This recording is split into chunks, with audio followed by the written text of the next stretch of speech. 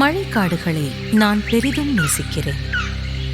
ஒவ்வொரு முறை நான் மழைக்காட்டுக்குள் நுழையும் பொழுதும் ஏதோ ஒன்று புதிதாக பார்க்கவும் தெரிந்து கொள்ளவும் கற்றுக்கொள்ளவும் முடிகின்றது.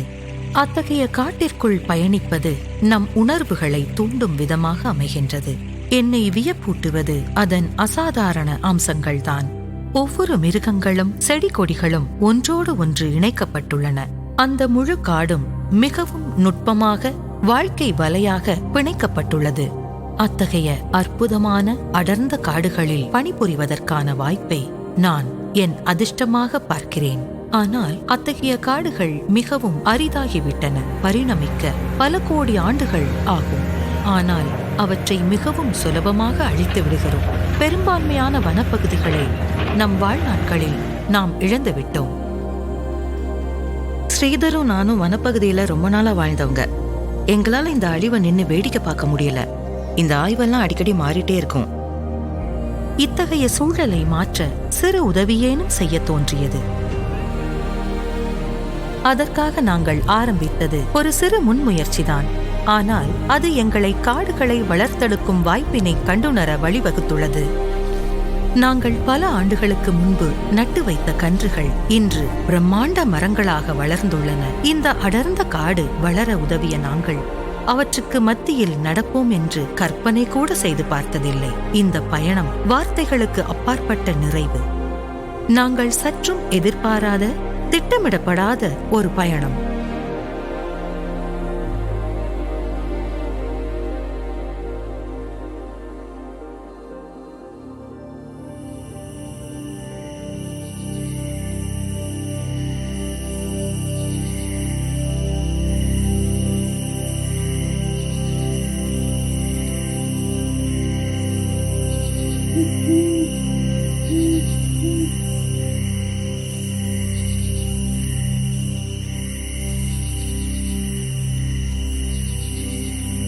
இந்த பயணம் என்னுடைய முனைவர் பட்டப்படிப்பின் போது துவங்கியது.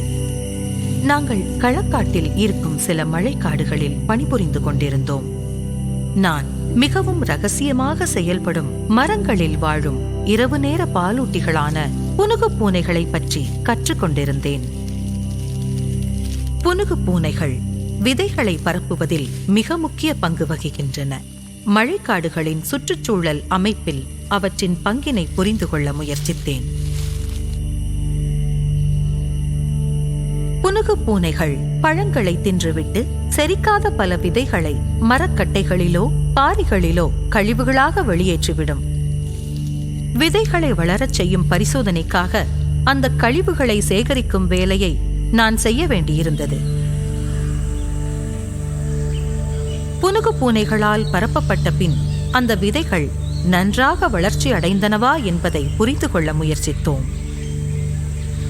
இவை அனைத்தையும் நான் செய்து கொண்டிருந்த போது மலைக்காடுகளில் இருக்கும் செடிகளை நாற்று பண்ணைகளில் வளர்ப்பது சாத்தியமற்றது என்று அனைவரும் எண்ணினர். ஆனால் நாங்கள் நட்டு வளர்த்த 80% அதிகமான விதைகள் ஒரு சில வாரங்களில் வளர்ந்ததை பார்த்து வியந்து விட்டேன். மேலும் இந்த பரிசோதனையின் முடிவில் எங்களிடம் 400 மரக்கன்றுகள் இருந்தன. ஆனால் ஆனைமலையை நோக்கிய பயணம் எங்கள் படிப்பின் அடுத்த கட்டமாக அமைந்தது. எனவே அந்த மரக்கன்றுகளை களக்காட்டில் இருந்த யாருமற்ற கைவிடப்பட்ட ஏலக்காய் தோட்டத்தில் நட்டுவிட்டு செல்ல முடிவெடுத்தோம். அந்த விதைகளையும் கன்றுகளையும் நடுவதில் பெரும் மன நிறைவு இருந்தது. அத்தகைய மன நிறைவு நாம் ஒன்றை வளர்த்தெடுக்க முயலும் போது மட்டுமே கிடைக்கும்.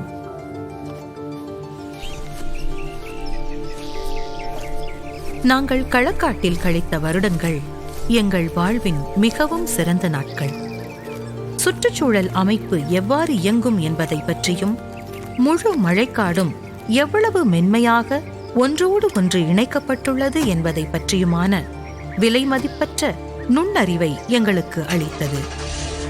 இவற்றில் முதன்மையான ஒன்று புனுகு பூனைகளின் கழிவுகளில் நாங்கள் மேற்கொண்ட பரிசோதனையும் மலைக்காடுகளின் மரக்கன்றுகளை வளர்த்தெடுக்க இயலும் என்ற கண்டுபிடிப்பும் தான்.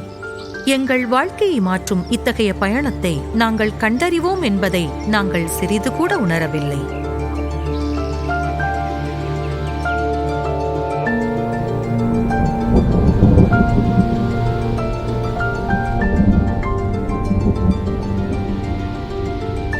ஆனைமலை ஓர் அற்புதமான இடம். வனவிலங்குகள் நிறைந்த அழகிய காடுகள் கொண்ட இடம். ஆனால் நாங்கள் இங்கு வந்ததற்கு வேறு காரணம் இருக்கின்றது. நான் பார்த்ததில் மிகவும் தனித்துவமான நிலப்பரப்பு வால்பாறை பீடபூமி.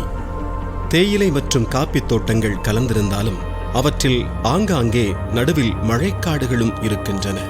இந்த இடத்திற்கு ஒரு வரலாறு இருக்கின்றது. 100 ஆண்டுகளுக்கு முன்பு இந்த நிலப்பரப்பு முழுவதும் மழைக்காடுகளாக இருந்தன. ஆனால் இன்று தேயிலை பெருங்கடலுக்குள் மிதக்கும் தீவுகளாக மழைக்காடுகள் இருக்கின்றன. இந்த துண்டு துண்டுகளாக இருக்கும் மழைக்காடுகளில் விலங்குகள் எவ்வாறு உயிர் வாழ்கின்றன என்பதை புரிந்து கொள்ள நாங்கள் முனைவர் பட்ட ஆராய்ச்சியில் முயற்சித்தோம். வெளியிலிருந்து பார்க்கும்போது இந்த காடுகள் நல்ல நிலையில் தோன்றினாலும் உள்ளே அந்த துண்டு காடுகள் மோசமான நிலையில் இருந்தன. அவற்றில் பல காடுகளின் மேற்பகுதிகள் அடர்த்தியற்று அதன் அடிப்பகுதிகள் களைகளால் சூழப்பட்டிருந்தன. இவை வனவிலங்குகள் வாழத் தகுதியற்ற தரமற்ற வாழ்விடமாக இருக்கின்றன. வால்பாறையில் பணி செய்வது மிகவும் உற்சாகமாக இருந்தது. இங்கு ஒரு நாள் கூட வனவிலங்குகளை எதிர்கொள்ளாமல் கடந்ததில்லை. இந்த விலங்குகள் தேயிலை தோட்டங்களை தழுவி வாழக் கற்றுக்கொண்டது அற்புதமான ஒன்று. பல உயிரினங்கள் காடுகளுக்கு வெளியே வாழ்கின்றன. காரணம், அவற்றின் வாழ்விடங்கள் துண்டுகளாகி அழிந்து போயின. காடுகளுக்கு வெளியே மனிதர்களின் வாழ்விடங்களுக்கு அருகில் வனவிலங்குகள் வாழத் தொடங்கியதிலிருந்து மனிதர்களுக்கும் வனவிலங்குகளுக்கும் மோதல் வரத் தொடங்கியது. ஓராண்டிற்கு யானைகளால் 3 மனிதர்கள் வரை இறக்கின்றனர். வனவிலங்குகளால் பிற சேதங்களும் நிகழ்கின்றன. வனவிலங்குகளின் வாழ்விட இழப்புகள் காடுகள் பாதுகாப்பில் மிகவும் முதன்மையான பிரச்சனைகளில் ஒன்றாக இருக்கின்றது. எஞ்சிய சிறிய அளவிலானவற்றை பாதுகாப்பது மட்டும் போதுமானதாக இருக்காது. வனப்பகுதியை விரிவுபடுத்தவோ அல்லது குறைந்தபட்சம் உருக்குலைந்த வாழ்விடங்களை சரி செய்யவோ நம்மால் ஏதாவது செய்ய இயலுமா? செய்வதை விட சொல்வது எளிது என்பது நமக்கு தெரியும். ஒரு முதிர்ந்த அடர்ந்த பழுதுபடாத மழைக்காடு பல வருட பரிணாமத்தின் தயாரிப்பாகும்.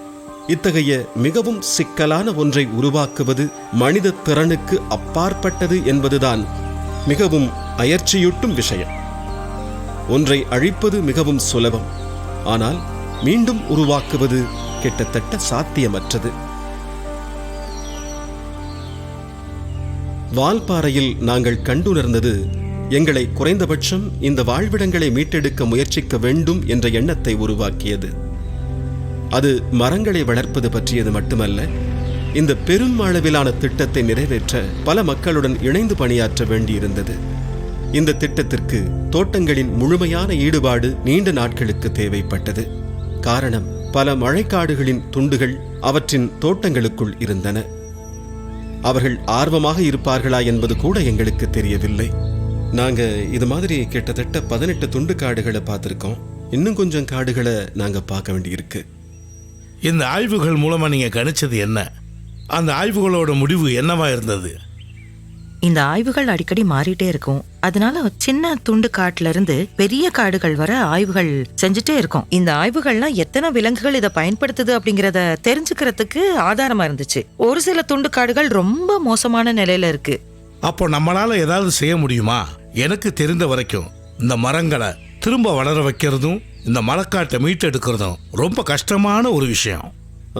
நாங்கள் களக்காட்டில் வேலை செஞ்சுட்டு இருந்தப்போ பூர்வீக மலைக்காட்டு மரங்களை வளர்க்க முடியும் அப்படிங்கிறத நாங்கள் தெரிஞ்சுக்கிட்டோம்.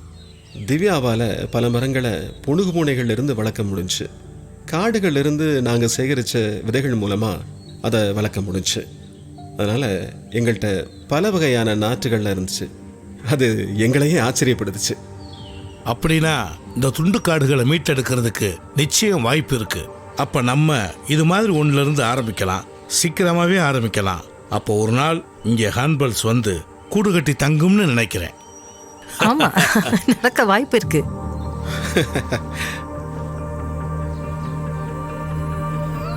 எங்களைப் போன்றே வெங்கியும் அந்த துண்டு காடுகளை மீட்டெடுக்க ஆர்வம் காட்டியது எங்களுக்கு மிகவும் மகிழ்ச்சியாக இருந்தது. கூட்டு கூட்டாக வேலை செய்ய தயாராக இருந்த மற்றவர்களும் எங்களை அவர்களுடைய நிலங்களில் பணி செய்ய அனுமதிப்பதில் மிகவும் நேர்மையாக இருந்தனர். இத்தகைய ஆதரவு மழைக்காடுகளை மீட்டெடுப்பதற்கு மிகவும் முக்கியமான ஒன்றாகும். எங்கள் முனைவர் பட்டப்படிப்பை முடித்த பின்பு மழைக்காட்டை மீட்டெடுக்கும் பணியை துவங்க வால்பாறைக்கு திரும்பி சென்றோம்.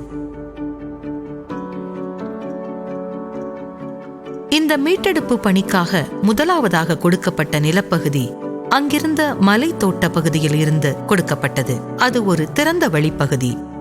எங்களுக்கு மழைக்காட்டின் விதைகளிலிருந்து எவ்வாறு மரக்கன்றுகளை வளர்க்க வேண்டும் என்பது மட்டும்தான் தெரியும். ஒரு திறந்தவெளி நிலப்பகுதியில் எவ்வாறு மழைக்காடுகளை வளர்க்க வேண்டும் என்பதற்கான எந்த யோசனையும் எங்களிடம் இல்லை. அதை கற்றுக்கொள்வதற்கு நாங்கள் ஒரே ஒரு இடத்திற்கு மட்டும்தான் செல்ல முடியும். அது முழுமையான ஒரு மழைக்காடு.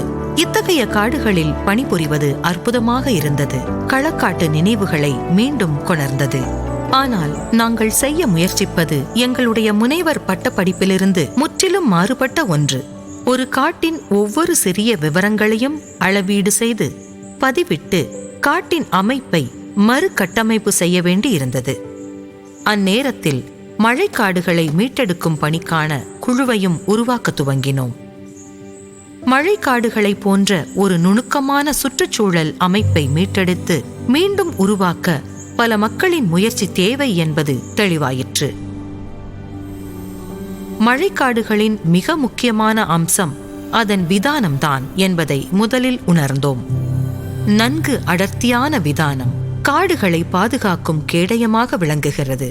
அது எவ்வாறாக அமைந்திருக்கிறது என்றால், மிகவும் குறைந்த சூரிய ஒளி மட்டுமே நேரடியாக தரையை வந்து அடைய முடியும். அத்தகைய விதானம் சமநிலையான தட்பவெப்ப நிலையை தக்க வைத்து காட்டின் பிற பகுதிகளை வளரவும் உருவாகவும் உதவுகின்றது. மழைக்காடுகள் அதன் கட்டமைப்பில் பல அடுக்குகளை கொண்டுள்ளது. காட்டின் நிலப்பரப்பு ஈரப்பதமாகவும் இலை தழைகளாலும் மூடப்பட்டிருக்கும். இத்தகைய நிலையில்தான் மழைக்காடுகளின் விதைகள் வளரும். காட்டின் தளத்திற்கு மேல் உள்ள புதர் அடுக்கு காட்டின் நடுப்பகுதியை உருவாக்குகிறது. இந்த மரத்தாவரங்களால் ஆன பகுதி காட்டின் தளத்திற்கு அருகில் வாழும் மிருகங்களுக்கு இடமளிக்கிறது. இவை அனைத்தையும் மறைக்கும் விதமாக இதற்கு மேல் பகுதியான விதானம் அமைந்துள்ளது. இதற்கென்று தனித்துவமான விலங்குகளும் தாவரங்களும் இருக்கின்றன. மழைக்காடுகளின் பன்முகத்தன்மை இந்த அடுக்கை சார்ந்து உள்ளது. இத்தகைய பல அடுக்கு கட்டமைப்பு பாதிக்கப்பட்டால் அதன் பன்முகத்தன்மையும் பாதிக்கப்படும். புதர்களும் மரங்களும் இந்த துண்டு காடுகளுக்குள் வளர்ந்தாலும் ஒரு மழைக்காட்டின் மிக நுட்பமான கட்டமைப்பு மற்றும் பன்முகத்தன்மையை கொண்டிருக்கவில்லை என்பதை ஒரு கள ஆய்வு தெரிவிக்கின்றது. பல வகையான சிறப்பு மலைக்காட்டு இனங்கள் இந்த துண்டு காடுகளில் குறைந்து வருவதை கண்டோம். அவற்றிற்கு பதிலாக பொதுவான விலங்குகளும் தாவரங்களும் உருவாகின. 2 சிவப்பு மீச சின்னா. சரி, இது திறந்த வழி காட்டோட இனம்தான். இது திறந்த வழி காடுகள்ல வளர உயிரினங்கள்ல வருது. சிறப்பு மலைக்காட்டு இனங்களின் அழிவால் அந்த துண்டு காடுகளின் தன்மை மாறும். அதற்கு பின்பு அது நன்றாக செயல்படும் மழைக்காடாக இருக்காது. அந்த துண்டு காடு அழிவின் பாதையை நோக்கி நகர்கின்றது. நன்கு அடர்ந்த விதானம் ஒரு மழைக்காட்டின் மிக முக்கியமான அம்சமாக விளங்குகின்றது. அத்தகைய விதானத்தை உருவாக்குவதே இந்த மழைக்காட்டை மீட்டெடுக்கும் முயற்சியில் முதன்மையான இலக்காக அமைந்துள்ளது. அந்த விதானத்தை உருவாக்கும் கலைஞர்கள் சில அற்புதமான மரங்கள். அவையே ஒரு மழைக்காட்டின் வாழ்க்கை தூண்களாக அமைகின்றன.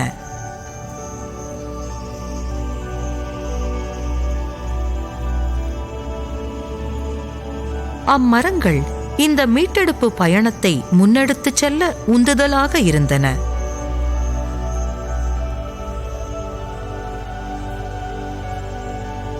அவற்றுள் அத்தி மரங்கள் என் தனிப்பட்ட விருப்பமாக அமைந்தன.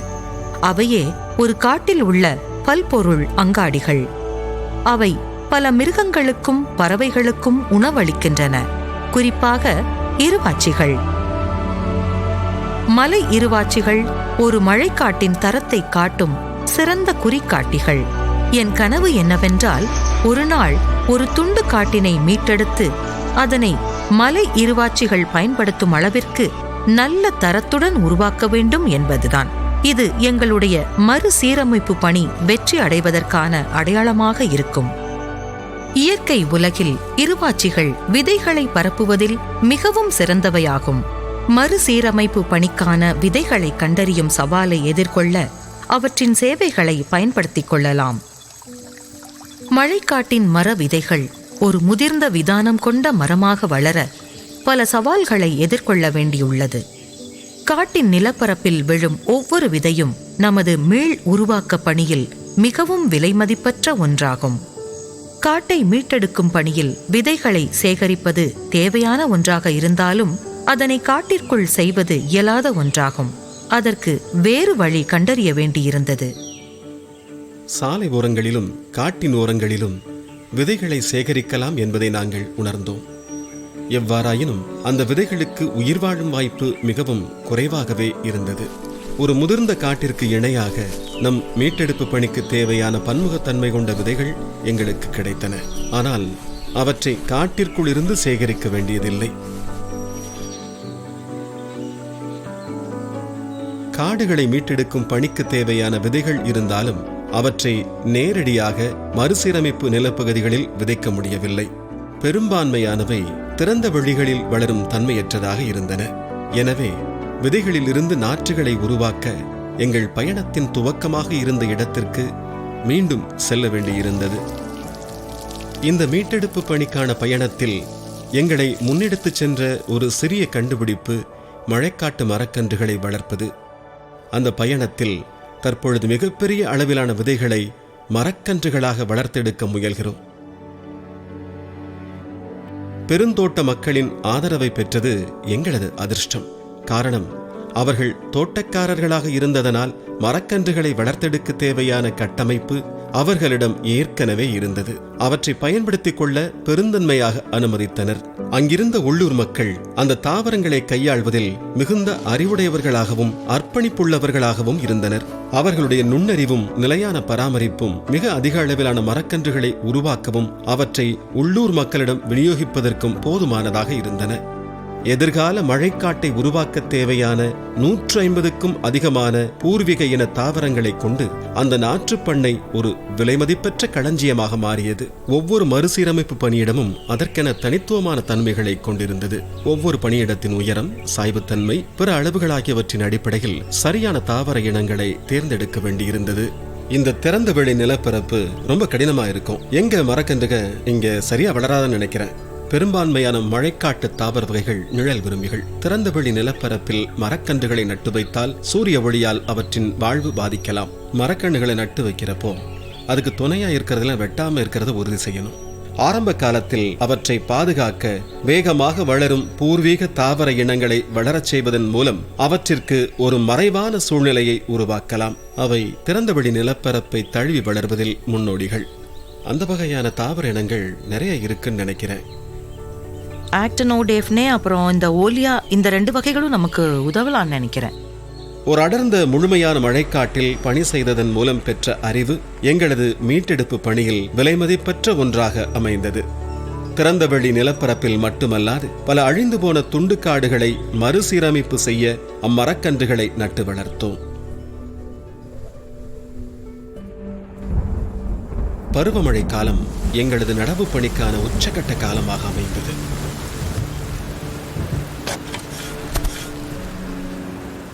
பல வருடங்களாக வால்பாறை பீடபூமியில் அமைந்துள்ள பல நிலப்பரப்புகளை மறுசீரமைப்பு செய்தோம். முதல் சில ஆண்டுகள் மிகவும் சவாலாக அமைந்தன.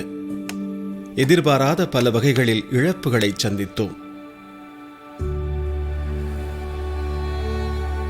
ஆனால் அத்தகைய கடினமான நேரங்களில் இருந்து கற்றுக்கொள்வதற்கு அதிக விஷயங்கள் இருந்தன. 17 வெவ்வேறு நிலப்பரப்புகளை 20 ஆண்டுகளுக்கு மேலாக மறுசீரமைப்பு செய்தோம். 1,00,000க்கும் மேலான மரக்கன்றுகளை நட்டு வளர்த்ததில் கிட்டத்தட்ட 60,000 மரக்கன்றுகள் இளம் மரங்களாக தற்போது வளர்ந்துள்ளன. தற்போது வரை கிட்டத்தட்ட 70 ஹெக்டேர் அளவிலான துண்டு மழைக்காடுகளை மறுசீரமைப்பு செய்துள்ளோம். அவற்றில் நிகழ்ந்த மாற்றங்கள் அற்புதமாக இருந்தன.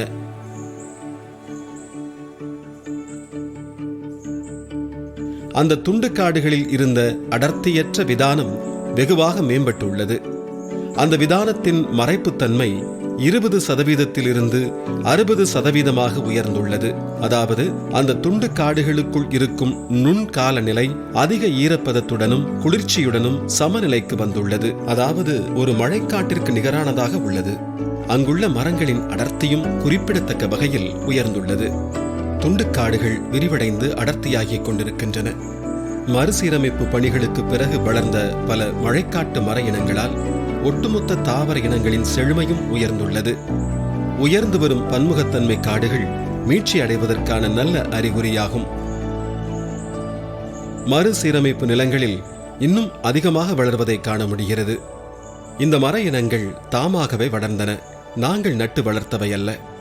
இது இயற்கையான மீள் உருவாக்கம் துவங்கியதற்கான அறிகுறியாகும். இது ஸ்டான்மோர் துண்டுக்காட்டிலிருந்து எங்களுக்கு துவங்கியது. அன்று திறந்தவெளி நிலமாக இருந்தது, இன்று இளம் காடாக மாறியுள்ளது.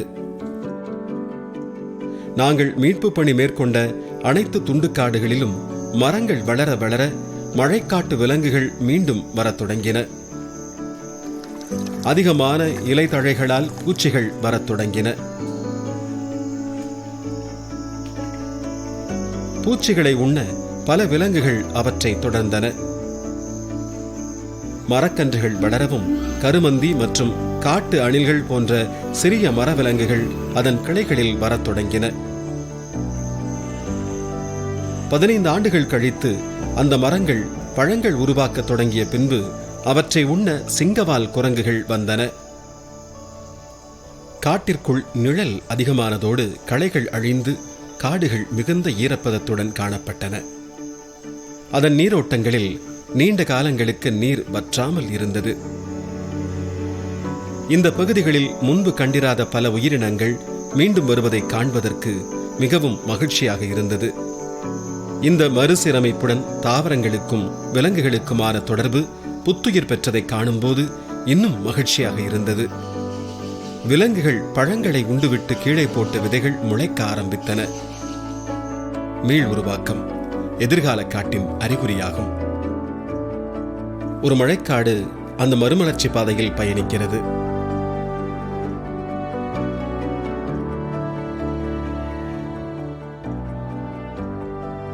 யூகலிப்டஸ் அல்லது தேக்கு மரங்களை போன்ற ஒரே இன மரங்களை ஒரு பெருந்தோட்டத்தில் வளர்ப்பதை விட காடுகளை வளர்ப்பது சிறந்ததா என்ற கேள்வியை எங்களிடம் அடிக்கடி கேட்பதுண்டு. மரங்கள் என்றும் மரங்கள்தான். ஆனால் எங்களது பதில் எப்பொழுதும் ஒன்றே: ஒரே இன மரங்களை கொண்ட பெருந்தோட்டம் என்றும் காடாகாது. பல வகையான தாவர வகைகளை கொண்ட பன்முகத்தன்மையை இழப்பதோடு காடுகளின் அடையாளமான தாவரங்களுக்கும் விலங்குகளுக்குமான நுணுக்கமான இணைப்புகளும் அழிந்து விடுகின்றன. துரதிருஷ்டவசமாக மரங்களின் பரப்பளவு அதிகரித்துள்ளது என்று அறிவிக்கப்படுவது இத்தகைய பெருந்தோட்டங்களின் அதிகரிப்பை குறிக்கின்றன. இவை அச்சுறுத்தலுக்கு உள்ளான பல்லுயிர் பெருக்கத்தை ஆதரிக்கும் வாழ்விடமாக அமையாது.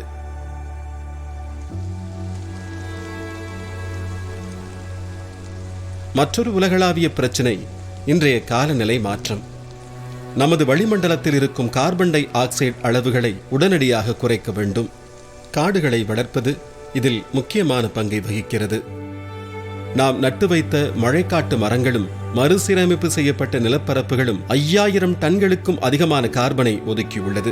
இந்த அளவு கார்பன் கிட்டத்தட்ட 7.8 மில்லியன் லிட்டர் அளவு பெட்ரோலை எரிக்கும் பொழுது வெளியேற்றப்படும் கார்பன் அளவுக்கு சமம்.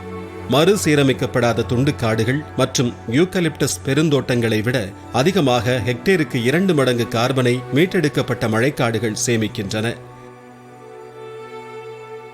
விஞ்ஞானிகளாக நாங்கள் அதிகம் வனப்பகுதிகளை பாதுகாப்பதன் அவசியத்தை நியாயப்படுத்த அழைக்கப்படுகிறோம். எங்கள் விஷயத்தில் காடுகளை மீட்டெடுக்க வேண்டியதாக அமைந்துள்ளது. பல வருடங்களாக ஆனைமலையில் பணியாற்றியதால் காடுகளை வளர்ப்பதில் முக்கியமான பலன்களை கூர்நோக்கவும் மீட்டெடுக்கவும் அளவிடுவதற்குமான வாய்ப்பு எங்களுக்கு கிடைத்தது.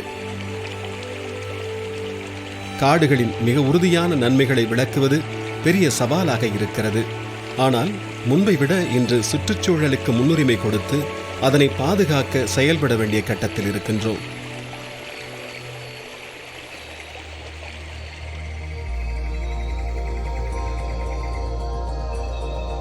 தேயிலை தோட்டங்களில் இருந்த எங்களைப் போன்ற எண்ணமுடைய மக்களின் ஆதரவால் எங்கள் மீட்டெடுக்கும் பணியில் பெரும் மாற்றத்தை ஏற்படுத்த முடிந்தது. இந்த மீட்டெடுப்பு பணியின் முடிவுகளை காண்பதற்கு பல வருடங்கள் ஆனாலும் இப்பணியில் உழைத்த அனைவரும் நம்பிக்கையின் அடிப்படையில் உழைத்தவர்களே. ஒவ்வொருவரும் அவரவர் விஷயங்களில் மகிழ்ச்சி அடைந்தார்கள் என்று நினைக்கின்றேன்.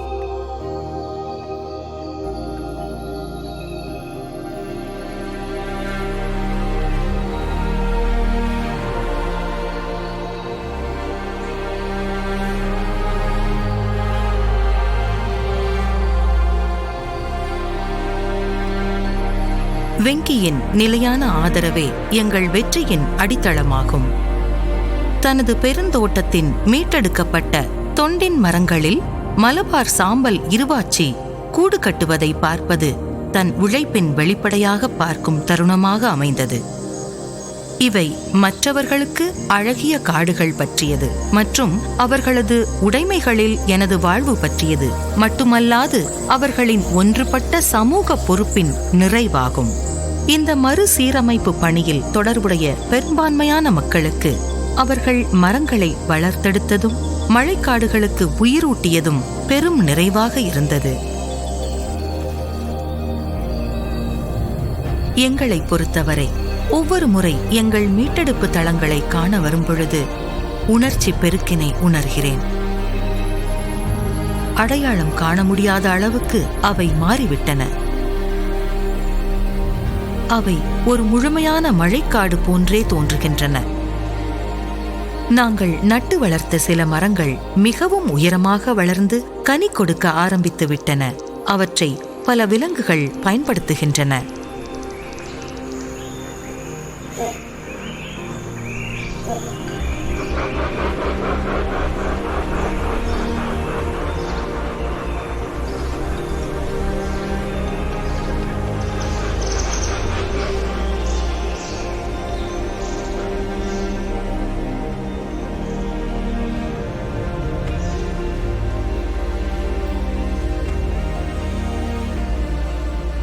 புனுகு பூனைகளின் கழிவுகளில் ஆராய்ச்சி பண்ணாமல் இருந்திருந்தால் நான் என்ன செய்து கொண்டிருந்திருப்பேன் என்பதை நினைத்து அடிக்கடி வியந்திருக்கின்றேன்.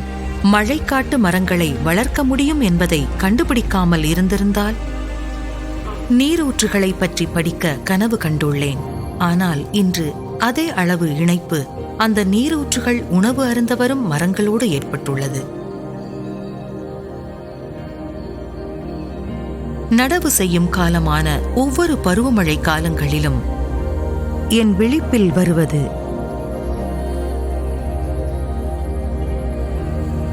மரங்களின் கனவு.